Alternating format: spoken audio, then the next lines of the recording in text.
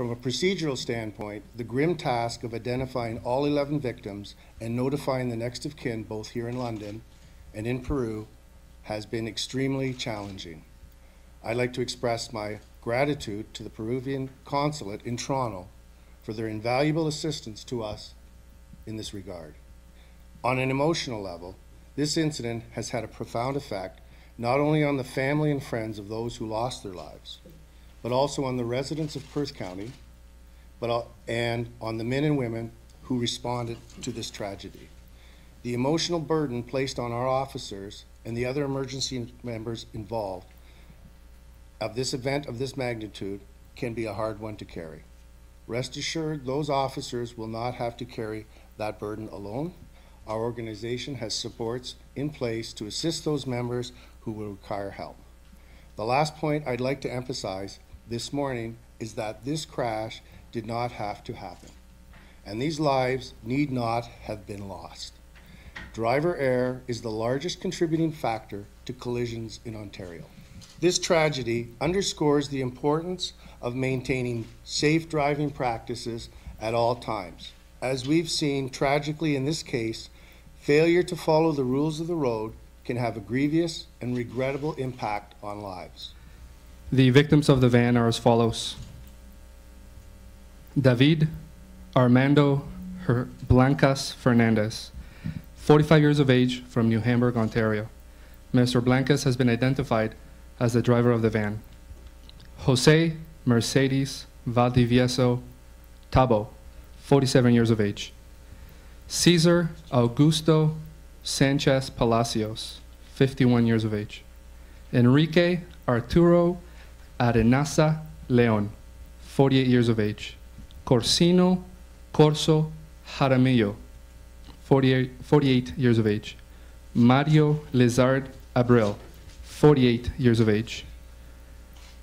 Oscar Walter Compomantes Corzo. Juan Castillo. Elvio Suncion Bravo. Fernando Martin Valdivieso Correa. We are still working to establish the ages of the last 4 victims. When we have that information, we will pass it along to you. The 3 injured passengers in the van are identified as Javier Abelardo Alba Medina, 38 years of age. Mr. Alba Medina was taken to Stratford General Hospital by ambulance and later transferred to the London Health Sciences Centre, where he remains in fair condition. Juan Jose Ariza Mejid, who is 34 years of age today. He was transported to Stratford General Hospital, where he remains in critical condition. Edgar Sula Puma, 26 years of age, airlifted from the scene by air ambulance to Hamilton General Hospital, where he remains in critical condition. As you're already aware, the driver of the truck has been identified as 38-year-old Christopher Fulton of London, Ontario. Over the past 2 years, Perth County has responded to 6 fatal collisions annually. In January, Commissioner Lewis already alluded to the fact that fatal collisions in Ontario for 2012 were double the number for the same time period this year, or last year. This collision has only added to those numbers. This crash should cause all Ontarians to pause and seriously consider their own driving habits and change them for the better immediately. Incidents such as this have an overwhelming effect on everyone involved. Lives have forever been changed by Monday's crash, and the stark reality of what has unfolded will now set in. What I can tell you today, by way of an update, is that at approximately 4:51 p.m. on the 6th of February, 2012, a Freightliner straight truck was traveling southbound on Perth Road 107. That is a posted 80 km/h highway. The straight truck then collided with a westbound GMC passenger van in the intersection of Road 47. Road 47 in that particular area is an unposted 80 km/h highway.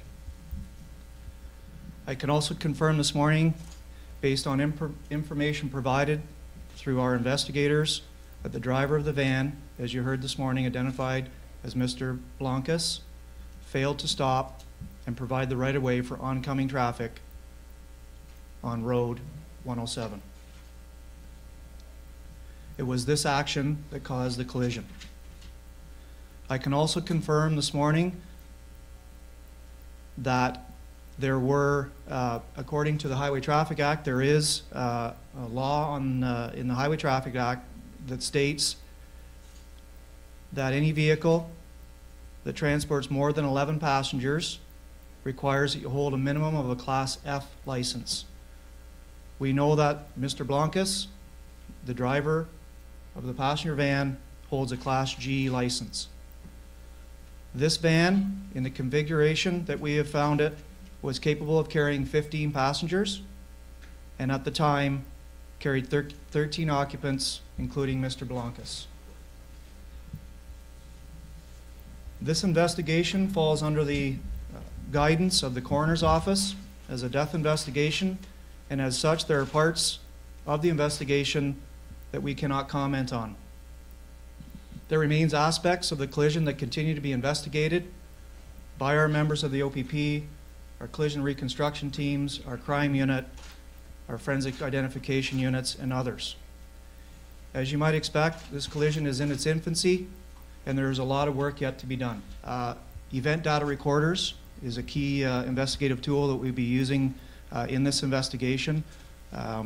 There are event data recorders on most passenger vehicles, and we have the ability to extrapolate the data from those recorders.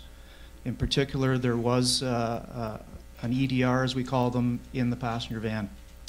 We'll be looking at other things in our investigation, as we have already, around sight lines, certainly weather, road conditions, of course the mechanical fitness of both vehicles involved. We will be looking at, of course, and unfortunately, the injuries to the occupants of the vehicle and their seating positions, which we are not prepared to comment on today.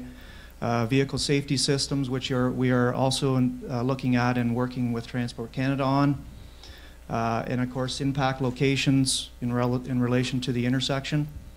And of course, from that, we would look at such items as markings on the highway, any tire markings that are left, and those types of things. So to answer your question, I can't come out and tell you where we're at as far as speeds of the vehicle.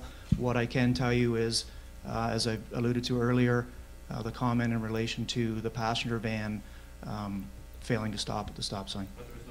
I can tell you at this point, we are looking into who was belted and who was unbelted in the passenger van. I'm not at liberty this morning to give out that information. In relation to the question around the impact, this is a classic T-bone or side impact collision, and in my 25 years of experience at that what we have seen and what you all have witnessed from the scene, it would be quite a violent impact. That we will be looking at fatigue as one of our factors. We will also be looking at a number of other factors, not the least of which is distraction, and a number of other possibilities. So fatigue will be one of the factors we'll be looking at. From communicating with the survivors of the crash, they're deeply saddened by the loss of their friends and co-workers, and so is our police service in the province, and we extend our condolences to them. As a Hispanic, it's especially hurtful for me to deal with my Spanish brothers in that kind of situation, but I assure them that we will all be there for them throughout this endeavor, and in consultation with the consulate, we're trying to make the transition as easy as possible, if that is possible.